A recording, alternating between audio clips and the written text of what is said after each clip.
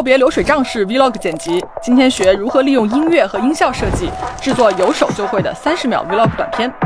本期教程主讲素材搭配与制作，我将从素材添加、字幕包装和转场效果添加3方面进行细致化讲解。音乐音效部分看上期视频，成片展示放在最后，依旧是剪映专业版。第一步，素材添加。素材方面也比较简单，主要用了快切、关键帧和转场模拟运镜效果。拖入第一个素材，长度对齐第2个节拍点，开始位置将缩放设置成130，旋转角度9.5度，并添加位置、大小关键帧。到最后一帧，双击缩放和旋转按钮，数值就会回到初始数值。接着添加第2个素材，长度占2个节拍点。再向后利用胶片机对焦快门声做一个快切，总共用5个相似元素的素材，第一个和最后一个素材长度4帧，中间3个素材每个3帧。快切后再添加一个素材，长度占2个节拍点。紧接着一个素材是我们短片的主人公，时长需要长一些，占4个节拍点。这里说一个剪辑思维，我们选择素材的时候需要有一个主要视频和空镜的概念。主要视频就是主人公出现的镜头，时长应尽量长一些。空镜就是街道、风景或者拍的其他人物相关的镜头，这些都是辅助素材，可以作为快切或者过渡素材使用。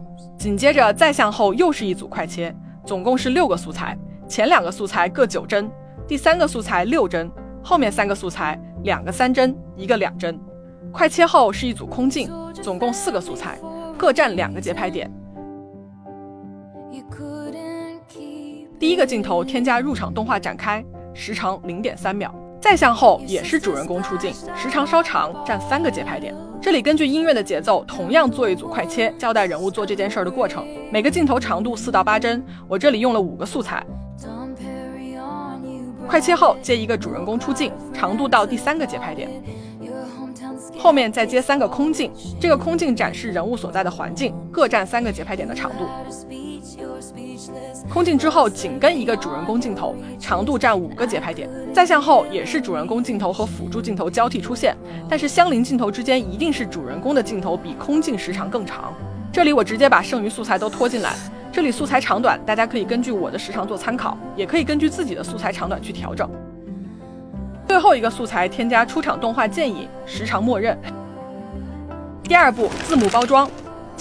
开始处添加 Vlog 主题，长度与快切后的第一个素材结尾对齐，添加入场动画闪烁集合，时长0.6秒。然后在快切的第一个素材开始处和快切最后一个素材结束处对文本进行分割，给这个文本换一个颜色，也就是这样，前后是白色，快切部分的文字是橙色。再向后对齐连续的按键声音效，再添加2段文本说明本次旅行的目的。开始位置错开6到7帧，结尾都和这个主轨视频长度保持一致。接着后面我们搭配的有2个开关音效，分别再搭配2个文本，放在主人公的左右，长度也和主轨视频长度一致。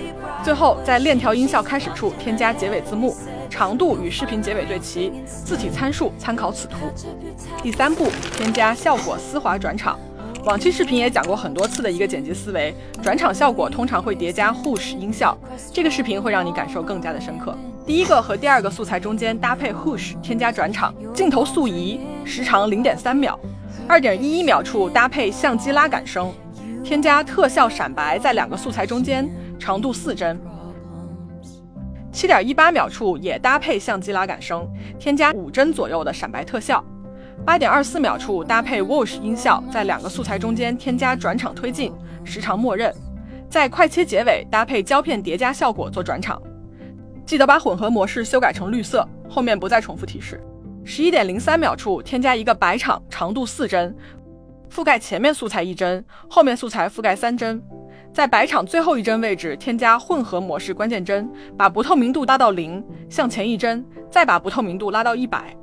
后面也分别在素材过渡不够丝滑，或者需要搭配 Whoosh 模拟酷炫运镜效果的地方，都添加上转场或者胶片叠加效果。详细可以参考这个图。这里一定会有粉丝朋友问，为什么要添加这些特效？其实我也是根据自己不断的使用、总结、反复实践中总结出这些效果比较适配的转场。所以你们也可以收藏这些转场，下次你剪其他视频的时候多去尝试一下，用起来也会越来越顺手。所有效果就都做完了，我们再整体看一下这个30秒的 vlog 短片。